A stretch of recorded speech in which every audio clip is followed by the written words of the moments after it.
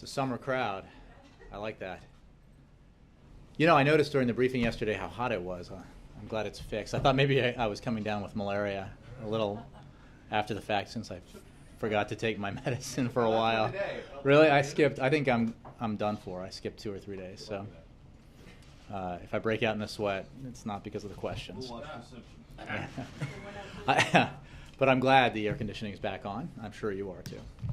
I have no announcements beyond that to make, so I'll go to the Associated Press. Jim. Thank you, Jay. I want to start with Egypt. A few new developments. The interim president is named a prime minister. El Baradei has been named vice president. I understand the president had a principals meeting yesterday afternoon, and there's bipartisan support on the Hill for suspending aid to Egypt. Senator Leahy, Senator Levin, Senator McCain have all expressed support for suspending it. Senator Leahy pointed out that the U.S. law prohibits aid after military coups. As you said yesterday, it's not in the U.S. interest to halt aid, but it is also a fact that U.S. law prohibits aid after a military coup. So how's the White House squaring that? What did the president's discussions lead him to decide yesterday? Well, you are correct that the president has been meeting regularly with his national security team about the situation in Egypt. You are also correct, as I said yesterday, that we have not made a determination about what to call or label the events in Egypt that led to the change in government there. And I tried to be very straightforward about the elephant in the room, if you will, by saying there's an elephant in the room here, and it is in our national interests, the best interest of the United States, and the best interest, in our view, of our goal of assisting the Egyptian people in their transition to democracy, to take the time necessary to evaluate the situation before making such a determination. And this issue goes beyond the question of our financial assistance to Egypt, $1.5 billion roughly that Congress provides, $1.3 billion of which is security assistance, roughly. It goes to the essence of our relationship with Egypt, our decades-long partnership with Egypt, and the fact that Egyptians are looking to us for guidance and assistance as they make this very difficult transition to democracy. So I acknowledge that this is a complex and difficult situation, and that we are handling it cautiously for that reason. We don't want to make a precipitous decision. We don't think it would be in the best interest of the United States to change the assistance program quickly or immediately. Rather, we'll take the time necessary to evaluate it. We will review our obligations under law. We will consult with Congress and then move forward. But for now, we are engaging with Egyptian authorities. We are engaging with leaders around the region. We are calling on all parties in Egypt to resist violence, to protest if you are a protester in Egypt, to protest peacefully. We are calling on the military to use maximum restraint. We are calling on all parties not only to resist violence, but to avoid incitement to violence. And we are calling on all parties to participate in a dialogue and a process towards reconciliation, because there is a dangerous level of political polarization right now in Egypt, as we've seen. And the best hope for Egypt's future is for that polarization to give way to reconciliation. We believe that Egypt will only be able to emerge from this crisis if its people come together to find a nonviolent and inclusive path forward. Given the relatively lack of ambiguity in U.S. law on aid, and you guys trying to figure out, as you said, how to deal with the elephant in the room, is the president, is the administration pressing other governments in the region to increase their aid to Egypt so that you have more flexibility on the decision you ultimately make? Again, I think it's important to look at the issue of aid and to look at reports about other assistance provided by other countries and acknowledge that, you know, the numerical figure here is not the issue. It is about our policy objectives and our relationship with Egypt and the Egyptian people. And what policy moving forward best supports our objectives here of assisting Egypt in its transition to democracy, assisting Egypt in its quick, hopefully quick but responsible return to a democratically elected civilian government and to democratic governance. And you know, we are, that's the focus we're on. So when it comes to our consultations with other governments in the region, we are having those conversations and consultations at every level. You can expect the president will be engaging with leaders in the region, and as well as, of course, you know, the other members of his national security team with their counterparts. So, you know, this is all about our effort to urge all parties forward towards a process of reconciliation. You know, we are cautiously encouraged by the announcement by the interim government that it had, you know, it has a potential plan for moving forward with a democratic process and elections, both parliamentary and presidential, and we think that's a good thing. And we call on parties, all parties, to engage in a dialogue about that process and not to, you know, refuse to participate, because we believe, as I said earlier, that the best hope for resolving this crisis is through a process that is inclusive and in which everyone participates. Quickly on another subject, today there's a memorial for the 19 firefighters killed in Arizona. Vice President Biden's going there. Wondered why the president, who's made a practice of going to some of these tragic remembrances before, chose not to go to this one. Well, I think it's very meaningful for Vice President Biden to attend, as you may have heard him in the past speak about his own personal experiences with firefighters. He has a very high regard, as the president does, but a personal experience that I think makes him a fitting representative of this administration, of the American people at the memorial.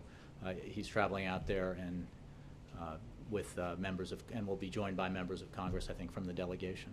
Was there any concern about the president and his entourage and any disruption? Well, I wouldn't. I would say in general we always look at that, but I think that this was about the appropriateness of having Vice President Biden attend. Sure. On Syria, the president has said he will give more military aid to Syria, but intelligence committees in Congress seem to be holding up that plan. And I'm just wondering if you can explain from the White House perspective why this is happening. Why? Why aid is not flowing to Syria. Well, again, we have consistently stepped up our assistance to the Syrian opposition, and we are engaged with Congress in discussions about that policy and why we believe it's the correct policy. I mean, I would refer you to Congress for and relevant committees for actions they're taking or not taking. But it's the president's belief that we need to, as we have, continue to step up our assistance to the Syrian opposition, as well as you know, the Supreme Military Council, I believe it's called, and you know, we're going to continue to do that. But is the president waiting for a signal from Congress that it's okay to send the new aid to the new military aid that has been spoken of? I think that, you know, we're going to work with Congress, as the president noted when he announced the expansion of our assistance to the Supreme Military Council. The president said that we would consult with Congress, and that's what we're doing. Can I follow up on Syria? I'll get to you in a minute. Let me get to the folks. Anything else? I just wanted to also ask about the disaster in Quebec. What's the White House response a reaction to that disaster? And more broadly, is the White House taking leadership or looking at the safety issues involved in the vast expansion in shipping oil by rail?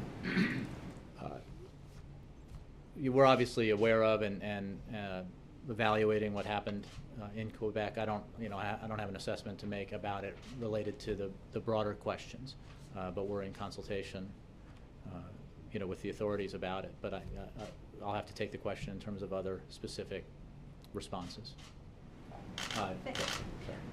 Just going back to Egypt for a moment, the time frame for elections in 6 months, can you touched on it, but comment specifically, does that seem reasonable to the White House? Well, we will not prescribe a timeline. We are cautiously encouraged by the announcement of a plan that includes a return to democratically elected government, that includes parliamentary and presidential elections. And also, as I understand it, this preliminary plan calls for a referendum on constitutional amendments. So this is a positive sign. There is obviously a lot that has to happen for such a timeline to be implemented, and we expect that this will be an evolving process. Central to, in our view, the success of this kind of transition is the participation of and inclusion of all parties in Egypt, and that's why we call on all parties to participate in a dialogue, and we call on the Egyptian authorities to understand that they need to include all parties, that the success of this transition depends on the inclusion of all parties in the process. Switching topics to Guantanamo Bay, yesterday a federal judge generally described the force feeding going on there as inhumane and called on the president to intervene to stop it. Is that something he would now consider doing? Well, on the questions of litigation, I would refer you to the Department of Justice and the Defense Department, which obviously runs Guantanamo Bay. I would refer you to them for specifics about the hunger strikers. As the president said in April, we do not want these individuals to die. And he understands that this is a challenging situation. But for the specifics about the hunger strikers and then the litigation itself, I would refer you to the two agencies. No, he knows it's quite unusual for a judge to make this kind of appeal to the president to directly intervene. And would the fact that a judge has done this in any way make him change his mind on this issue? I mean, I think that the president made clear in April, and I think it holds true today, that we don't want these individuals to die. And the action being taken is to prevent that from happening. Broadly speaking, and you heard him discuss this recently in his speech at the National Defense University, he believes that we need to close Guantanamo Bay. He has long believed that, and he has returned to this issue because he believes that it's in our national security interest to do so.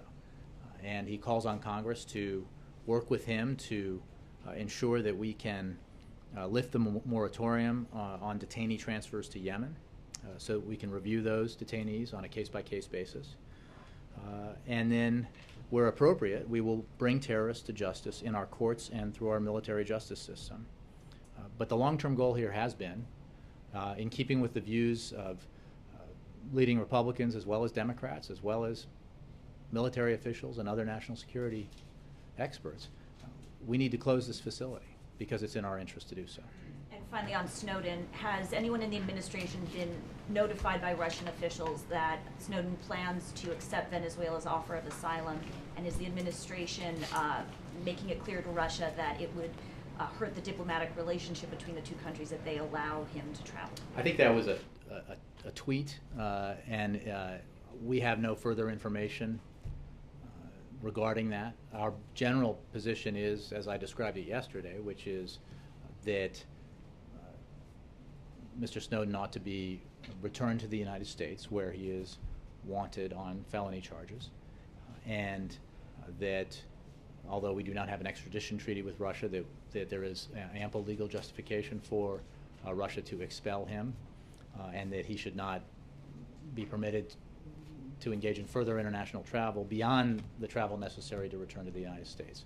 And we've communicated that position with our Russian counterparts and with every country, broadly speaking, that has been discussed as a possible either transition point or destination point for Mr. Snowden.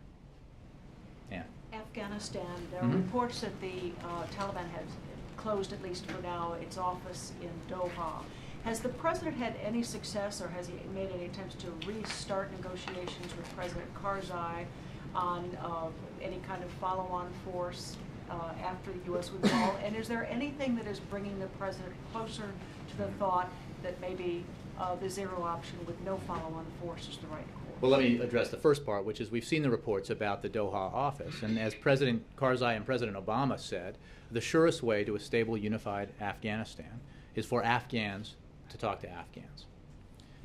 And it is up to the Taliban to decide if they are serious about negotiations. Now, the president said, and I said, and others have said, that we knew this would be a difficult process. It has been a difficult process and will continue to be. And if this effort, the Doha office effort, does not succeed, we will pursue other means and other avenues for peace, because ultimately peace in Afghanistan depends on a reconciliation between Afghans. When it comes to a potential residual force in Afghanistan after 2014, we have long been clear that this is something that we will discuss and negotiate with the Afghan government. Going all the way back to January, when my colleague discussed this with you, we have made clear that all the options that are available include the zero option, the so-called zero option. But the focus we have in these conversations with and negotiations with the Afghan government is on how do we implement our two policy objectives here beyond 2014, which is to continue to pursue the remnants of al-Qaeda in the Afghanistan-Pakistan region, one, and two, how do we continue to train and equip Afghan security forces so that they can protect the stability and integrity of the Afghan government. So those are our policy objectives, and we will continue to work with the Afghan government as we look at the options available to us post-2014. Now, I want to make clear, today's story notwithstanding, that this is not a decision that's imminent. We're talking about a residual force, a potential residual force, in a year and a half. So these are ongoing conversations. They're part of a bilateral security agreement discussion that we're having with the Afghans. And separate and apart from this, or separate but actually integral to this, is our broader commitment to Afghanistan, reflected in our strategic partnership agreement. We will continue to be committed to Afghanistan beyond 2014 in our robust civilian assistance and our support for the Afghan National Security Forces. How did the president's teleconference with President Karzai, did it end badly, as has been reported, and has there been any communication directly between them since then? Well, look, the president speaks with President Karzai periodically, and we talk about, at the presidential level and other levels, all the issues that we have between us, the U.S. government and the Afghan government. And there is great consensus between Afghanistan, the Afghan government, and this administration, the U.S. government, about our view of the need for Afghanistan to be secure and sovereign and democratic in the future. Now, we've had disagreements in the past, and we'll have them in the future, there's no question. But the core agreement here is on a future in Afghanistan that is stable and democratic and secure. And that teleconference is the most recent conversation? Well, I don't know. I don't believe they've spoken since, but again, they speak with some frequency, and I'm sure they will have another conversation in the future. I would not, again, the article today, I think, in the first instance, pointed out an option that we publicly said was available to us 6 months ago. and the suggestion that a video conference call was determinative about anything, I think, is incorrect. Yeah. I'll have a couple on Egypt. I just want to follow up on this. Wouldn't you not say that the arrow was pointing more in the direction of the possibility and potential probability of a zero troop option? If not just because of the downslope that things are on the status of conversations between the two governments, but you're not even talking about a bilateral security agreement. The President's made clear without that, there's not going to be troops after 2014. So isn't the probability of that decision being made more likely now than it was 6 months ago when you acknowledged it was possible? No, I don't think that's the case. I mean, I think that it's certainly no more possible today than it was a week ago, prior to the article being published. The option has always been available, and it is part of a process that is focused not on troop numbers, but on policy objectives. And how do we best do that? And part of how we best do that is how do we, if we do decide to leave a residual force there in pursuit of these policy objectives, what kinds of agreements do we have with the Afghan government going forward with regards to that residual force? And that's an ongoing process. So the suggestion that we're somehow close to a determination or a conclusion in that negotiation is incorrect. There is no decision imminent, and there need not be. We are on a downward slope. We are continuing to draw down our forces. We're roughly at 60,000, I believe, and the President publicly stated that he's committed to bringing that troop level down even further come early 2014. In the end, the residual force and whether there is one will depend on our negotiations with the Afghans and on our assessment of the best way to achieve our policy objectives, as I laid out.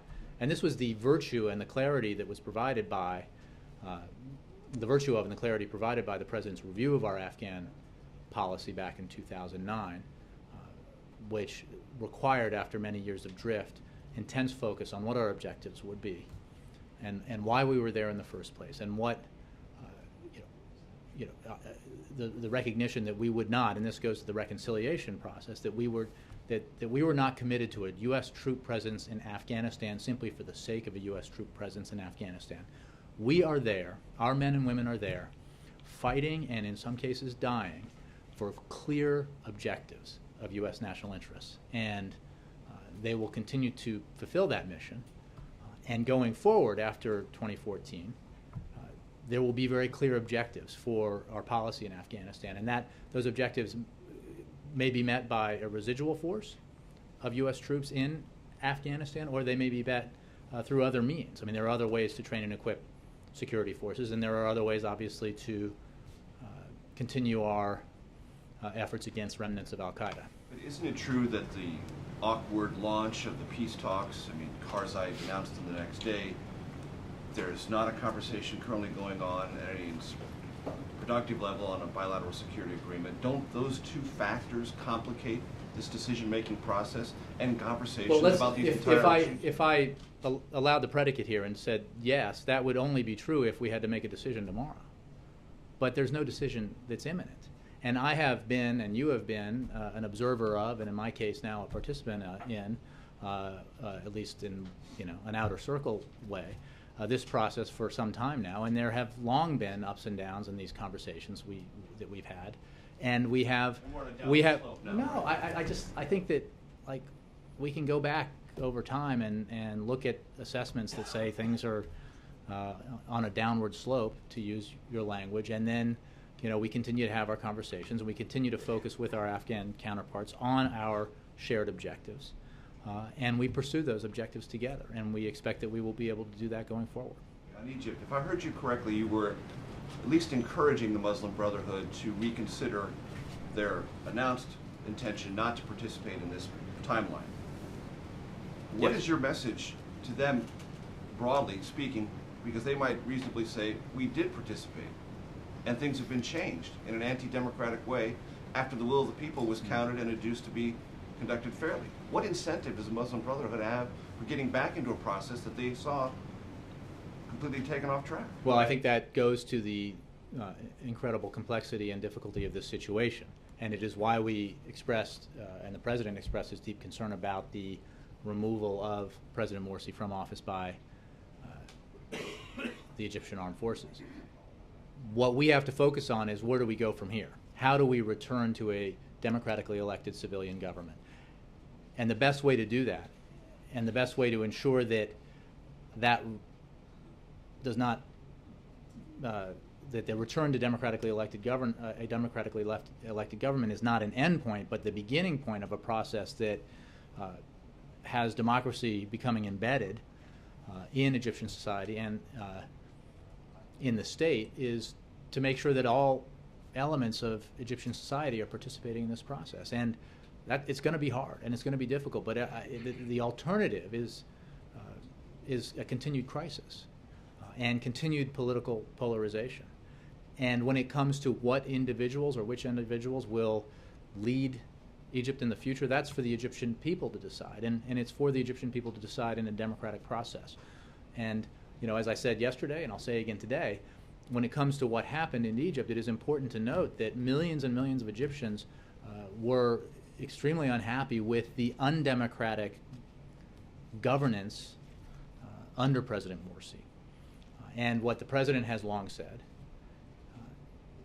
as it applies to Egypt and as it applies elsewhere around the world, democracy is not elections alone. A successful election, a free and fair election with a result, is not the endpoint to democracy. It is an ongoing, organic process that involves participation by everybody in the political process and compromise, constant compromise between parties and groups with differing objectives.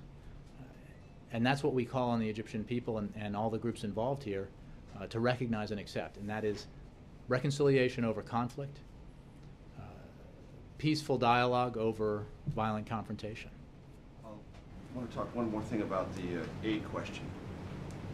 Understanding this is complex and difficult, but the law is the law, and what I'm curious about is why the administration won't just say the law doesn't apply because it's not a coup, and we're going to go forward with our own strategic objectives. Because there's a certain element of what you're saying that sounds like it's a difficult law, it's very complicated to live up to it, and that sounds like you're sort of creating a space for you to not adhere to the law, when the law, as many members of Congress, very senior experience, say, is absolutely clear on this particular subject. Mm-hmm. And what I'm saying is that in the process of making a determination and making a designation, we will take the time necessary that will allow us to pursue our policy objectives that are in the interest of the United States and of the Egyptian people. It's clear this administration doesn't believe it was a coup. Why not just make that authoritative assessment and move on? I think what I've made clear is that the designation carries with it very significant consequences, and that we have policy objectives here when it comes to the return to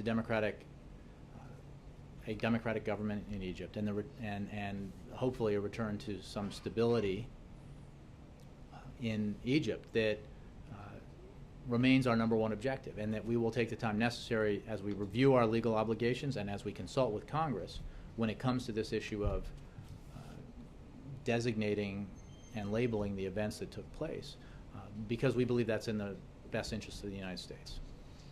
Jay, if I read you correctly yesterday, you suggested that you'd have more time to make this assessment if the Egyptian military was able to keep things cool and there not be an explosion of violence. What's your understanding of what happened yesterday when 50-plus people were killed? Well, we condemn and are deeply disturbed by all violence across Egypt, and we call on the military to exercise maximum restraint, and we call on protesters to protest peacefully and to not engage in or incite violence. We call on all groups to call on their supporters to engage in this process peacefully and not to resort to violence. And we call on those groups not to incite violence.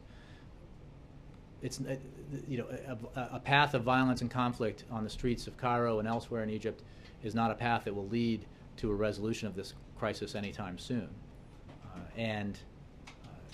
We again are cautiously encouraged by the preliminary plan that was put forward by the interim authorities, and we encourage all parties to participate in dialogue and reconciliation rather than conflict, and to resist decisions that would exclude them from the process going forward, because the best chance for resolving this crisis, the best chance for a return to a democratically elected government, and for eventual prosperity and peaceful democratic transition in Egypt is reconciliation and dialogue and negotiation. Do you accept the military's explanation that its troops were attacked? Do you I think accept I the don't Morsi have- supporters' claim that they were shot at while they were in the midst of prayers? I don't have an assessment to make specifically of what happened and who was responsible for the terrible violence. What we know is that there was not enough restraint. There was not. There was violence that resulted in death, and that is not helpful to a process that needs to move towards peaceful reconciliation and transition. The issue of U.S. aid, does the United Arab Emirates and now apparently Saudi offers of aid to Egypt mitigate what may be the U.S. Need to cut aid? I think, as I said earlier, the issue of our assistance to Egypt encompasses more than the dollar figure involved. This is a long-standing partnership, a long-standing commitment to the nation of Egypt and to the Egyptian people by the United States, by both parties, major parties in the United States. And we need to keep that in mind as we make decisions going forward about our assistance programs and about the designations we make that could affect those assistance programs. It is our view that we should not change those assistance programs, abruptly or immediately. We need to take our time to evaluate the situation, to evaluate the implications of any designation we might make, to consult with Congress, to review our obligations under the law, and to be mindful throughout this of what our policy objectives are and what actions we can take that help us achieve those policy objectives. And I boil that down by saying we need to continue to have influence with the Egyptian military, and cutting aid would I think that compare that? I think that question, at least the underlying point behind it, kind of contradicts the underlying point of the question you asked initially about aid from other countries. Right. If it were just about the dollar figure, then it would be less relevant. It is apparently, based on the reports that you cited, it's about more than that. It's about a commitment to the Egyptian people and about the best way we can achieve our objectives in Egypt and the region. Chuck. What is the status of President Morsi? Is he still under house arrest? Is that what you guys know? Have you guys talked to him? I know you've reached out to the leadership of the Muslim Brotherhood. What do you guys know? I'm not aware of any conversations that our government has held with him, and I don't have any information beyond what we've seen in public about his status. We have made clear that we are urging the authorities to resist arbitrary arrests and to release those You believe he who. is under house arrest? Well, I have no reason not to believe that. I'm saying that I don't have any information that goes beyond the public reports. We are engaged with Egyptian authorities at various levels. Secretary Hagel has been engaging, Secretary Kerry, and then obviously the ambassador and others. The president, as I said, will be having conversations with leaders in the region about Egypt, but I don't have any additional information about President Morsi beyond what we've seen in public. Is his incarceration the trigger for whether you guys identify this as a coup or not? Again, I think that I'm trying to be blunt here about how we're going through this deliberate process and the policy objectives we're trying to achieve. The fact is we oppose any arbitrary arrests, and we urge the authorities to resist doing that and to release those who might have been arrested or have been arrested arbitrarily. Beyond that, we're going to take our time, the time necessary to assess the situation and make a decision regarding the designation. Is there a point? I mean, is the decision about whether or not to take a second look about aid become a different situation if they don't release them? Is there a timeline? Well, that I they're wouldn't trying want to to. I wouldn't want to get link. on? I Or wouldn't you want to link guys- these issues to, you know, if X happens, Y happens. I would simply say that. Are they not linked? They are. Are they? Well, I they're think related, there are right? a number of issues that are linked here to our assessment of what's happening in Egypt and the progress that we hope to see towards a transition back to a democratically elected government, and that includes obviously addressing the Constitution. It includes parliamentary and presidential elections, and importantly, it will necessarily include participation by all parties, so that the process produces a result that is durable and has a better chance for long-term stability in Egypt, and therefore for fostering economic and positive economic growth in Egypt. Is the United States government involved in the negotiation of Morsi's release or not? I don't have any information on that, and certainly not that I'm aware of. I mean, I think we are in conversations with, I know that we are in conversations with the Egyptian authorities about all of the issues that I just discussed, and that would include steps forward, it would include resisting the use of force, it would include our opposition to arbitrary arrests. So within that category, I would say the answer is yes, but I don't have anything specific about any individual. But if they've got him under arrest, there's been arbitrary violence. I mean, all these things you have laid out, they've not taken the advice of the United States government on this. So, I mean, at what point, you've laid out all these criteria, and yet it doesn't appear, at least according to our reporters, And on the which is ground. why we are disturbed by all the violence that we've seen. Now, we hope that violence abates, and we hope that there is progress towards reconciliation and progress towards a return to a democratically elected civilian government. And this is an early stage in the process, so I want to emphasize the cautiously part of saying that we're cautiously encouraged by the preliminary plan that was announced. But that is the plan as it's been presented reflects what we believe is the path that Egypt needs to take. But it also, in order to take that path successfully, we think it has to include everyone. You have a position, was the administrator in a position on the Manchin, Blunt, Alexander, this Angus King, bipartisan student loan compromise bill in the Senate? The president, as you know, is for a long-term fix here. But we are generally for resolution of this problem, because we have already passed the deadline whereby students face a doubling of their loan rates. And there is no reason why, in our view, this cannot be worked out by the Senate and House. So you're supportive of this compromise? Well, I don't have a specific, we're supportive of a process that leads to a compromise and a resolution here. One that that ensures that rates are kept low for students, that does not try to reduce the deficit on the backs of students by jacking up their rates, and that ensures that middle-class families are able to pay the costs of college, and that those who aspire to the middle class have a chance at paying for college. I understand. For or Well, I just against, don't- I don't or have a, is there no position on it? I don't have a specific position on a piece of legislation beyond the assertion that there is a path here towards compromise that achieves the president's principles. And we urge members of both houses and of both parties to reach that compromise, because the clock is ticking.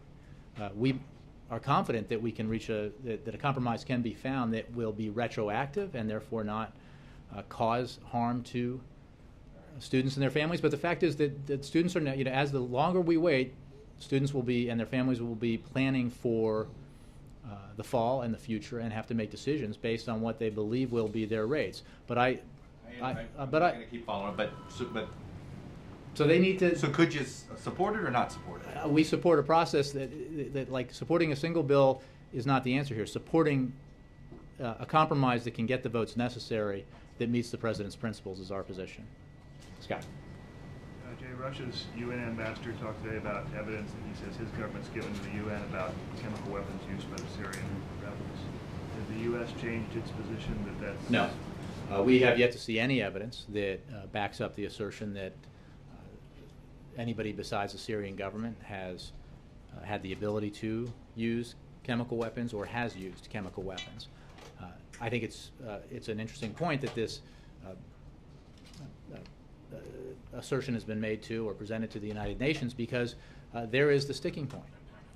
Bashar al-Assad called for a UN investigation into the use of chemical weapons, and then he blocked the ability of the United Nations to conduct that investigation. The way to answer this question is to allow the United Nations to investigate, because our ability as an international community to investigate the use of chemical weapons in Syria is hampered by Assad's refusal to allow a United Nations investigation. Now, we have been able to do the work that we've done, both on our own and working with our partners and working with the Syrian opposition, but if Bashar al-Assad is seriously interested in proving his assertion, and now the assertion that Russia is making, they should allow, Assad should let the UN investigators in, and Russia should use its relationship with Assad to press Assad to allow the United Nations investigators in. So when you say you haven't seen any evidence, have you seen what the Russians have provided the UN, or you haven't seen? I don't know the answer to that question, but we seriously doubt that chemical weapons have been outside of the use and that have fallen outside of the sort of sphere of control of the Syrian government. Peter, sorry. Jay, on the healthcare reform law, what's the response here to the letter and the statement that the House GOP leaders made today, calling on the president to justify delaying the employer mandate while keeping the individual requirements in place? A few things. The Affordable Care Act, Obamacare. Well, let me start for this. We, as I said yesterday, have delayed the implementation of the employer responsibility provision to allow for the time that businesses said they needed to prepare properly for the implementation of that provision. Now, this is a provision that affects only 4% of businesses, roughly, with more than 50 employees. 96% of businesses with more than 50 employees already provide insurance to their employees. So there's that. So the experts have already said this will have no significant impact on implementation of the Affordable Care Act. Secondly, we will go forward with the individual responsibility provision because Obamacare provides financial assistance through this provision to low-income Americans, and it provides built-in flexibility to ensure that those who cannot afford coverage are not punished. In fact, next year, millions of Americans will get the help they need to purchase quality health insurance that they currently cannot afford. So it's pretty rich coming from leaders who have now voted to repeal the Affordable Care Act, going on 40 times, and who promised to do it again, to charge up that hill, only again not to reach the top, rather than focus on the work that the American people want done, because they have no alternative. Repealing the Affordable Care Act means taking away from senior citizens the assistance that they already have to help them pay their prescription drug bills. It means telling young Americans across the country who are 26 or younger, who are currently on their parents' insurance policy, that they're uninsured. It means telling people with pre-existing conditions who now cannot be denied insurance that they're out of luck. And it means telling people who used to worry about lifetime caps on their insurance, the provision of insurance benefits, but who no longer have to worry about that because of the Affordable Care Act, that they're out of luck. That's the alternative that Speaker Boehner is talking about. Because there is no alternative put forward by House Republicans, even the hint of a possibility that Majority Leader Cantor might actually try to come up with some Republican alternative for health care reform was eviscerated by the conservative elements and the Tea Party elements in the Republican Party who pressured the Speaker of the House to kill it. So the Republican alternative is repeal and replace with what? A system where the insurance companies got to tell you whether you could keep your insurance, they could throw you off when they wanted to, and when millions of Americans who, because of the Affordable Care Act, will have access to insurance that they otherwise could not afford, would still not have insurance. So implementation is moving forward, and the benefits that more and more Americans will gain from that implementation I think will make clear that the absence of an alternative put forward by House Republicans in particular is not an alternative at all. Well, to what extent might you or the people involved in this issue here, policy people, be concerned that the public's confidence, belief in this law has been shaken by this change, by the word of the change in the smoking provision, and some of the other adjustments, major and minor, that have come along? Look, a piece of legislation like this, to be responsibly implemented, needs to be implemented in a flexible way. We have demonstrated our flexibility in the implementation of this law repeatedly. When it comes to giving states more flexibility in the implementation of the Affordable Care Act, we've made clear to states that we want them to use that flexibility. When it comes to listening to businesses who have concerns about the timeline and the deadline for implementing the employer responsibility provision, we listen to those concerns, and we've delayed that deadline because we think it's the right thing to do, and we don't want to punish those employers, that overwhelming percentage of employers who have more than 50 employees who provide insurance by implementing it before those businesses who want to do the right thing and provide insurance are ready to implement for the implementation of that provision. So I think that our flexibility here and our adaptation to the needs and concerns of different communities, whether it's business or state houses, reflects the fact that we're interested in doing this right, so that all the benefits that are available to the American people become available in a timely fashion. John Christopher. Back to Egypt. Needless to say, the U.S. is not the only player on the world stage here. You mentioned that the U.S. has been in touch with the players in Egypt, have been discussions and recommendations.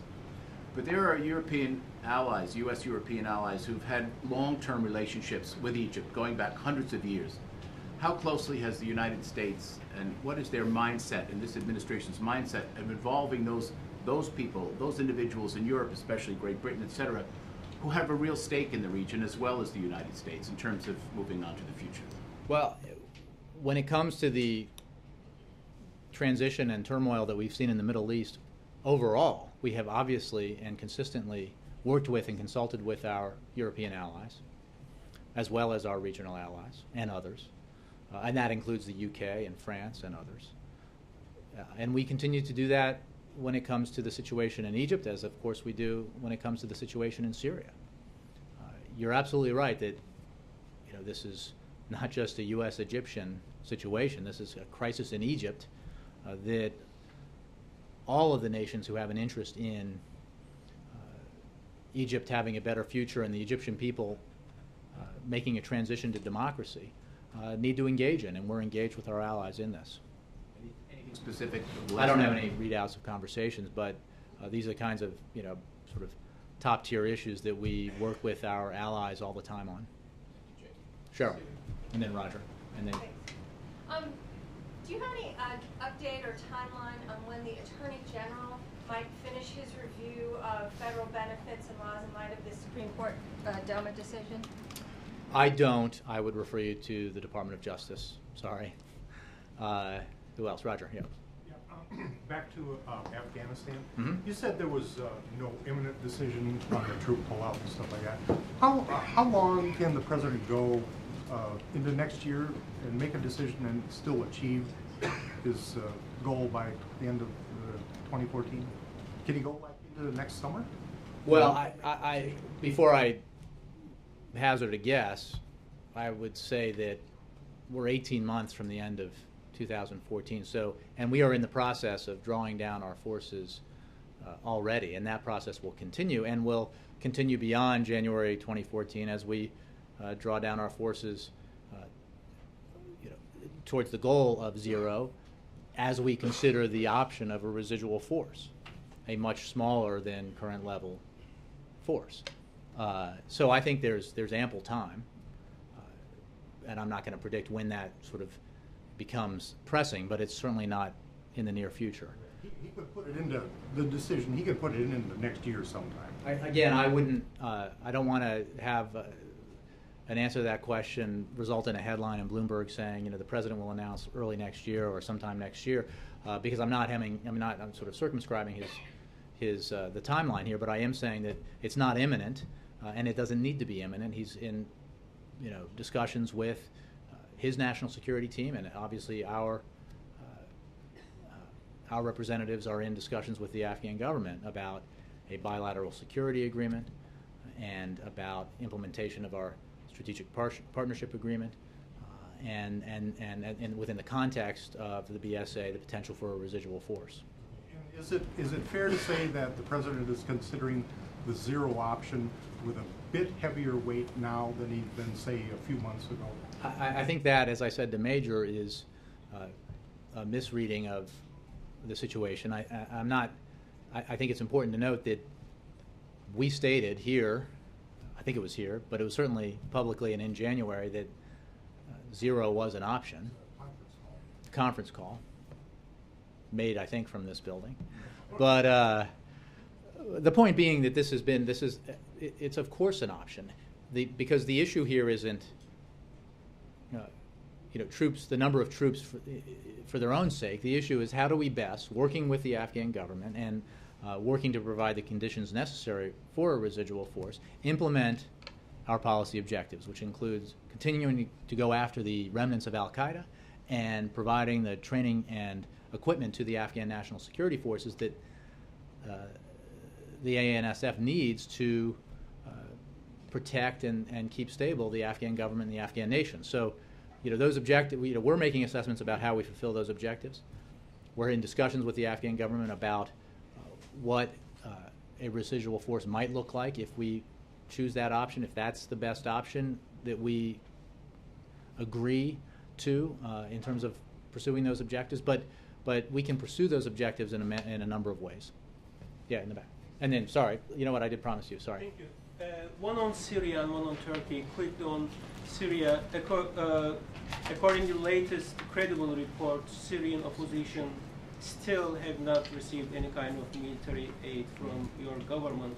My question is, it has been 6 weeks now that the U.S. government accepted that the red line has been crossed, and it has been months for the first time Defense Secretary mentioned that. So my question is, unless your government was bluffing, what kind of game-changing step and when are you going to take, or are you still determined to take the game-changing? Well, as I said earlier, in keeping with the President's announcement of our stepped-up assistance to the Supreme Military Council, we are going to consult with Congress on these matters, and we intend to provide that stepped-up assistance. I don't have any more details for that on you, but we were not bluffing. The President was very serious, as I think he made clear, and I think that. Well, I'll just say that we'll continue to consult with Congress on this matter because it's very important. On Turkey, the protests are still going on, and just last night there were dozens of people detained and arrested. What's your comment on this? And also, there were investigations in Turkey, and you said that you had full confidence in the Turkish authorities according to police brutality on the protesters. Do you have any update on how? I don't have any update. I mean, we continue to obviously monitor the situation. We have a very important and close relationship with our ally, Turkey, and we will, our position hasn't changed on those matters, and I don't have an update. Yes, in the back. Jay, continuously calling for the return to democratic governance in Egypt, implying that there was indeed a departure from democratic governance. When does the president believe that departure from democracy happened? Did it happen under President Morsi's policies, or did it happen when the military suspended the Constitution and removed President Morsi from power? I think we made clear that the president and his representatives had expressed concern and our view that of the need for President Morsi to govern democratically, and that there were concerns about that, and those concerns were reflected obviously in the streets of Cairo by protesters and demonstrators. So I think that what I when it comes to what I'm saying about what we hope will come in the future, is a return to a democratically elected civilian government that would then govern democratically, because it is important, as I said earlier, and the President has noted, to be clear that democracy is not simply the holding of elections. It is democratic governance, and democratic governance requires compromise and inclusion, and it requires decisions that don't always go down easy with every member of your coalition, whether it's in the United States or in the Middle East or Europe or Asia or Africa or elsewhere. So, you know, that is something that we were focused on with the Morsi government, and it is something that we continue to be focused on, because the process here is the key. It is not about individuals or groups. It's about a democratic process that is as inclusive as possible, and that reflects a consensus among the Egyptian people. Thanks, Jim. All right. Thanks all very much.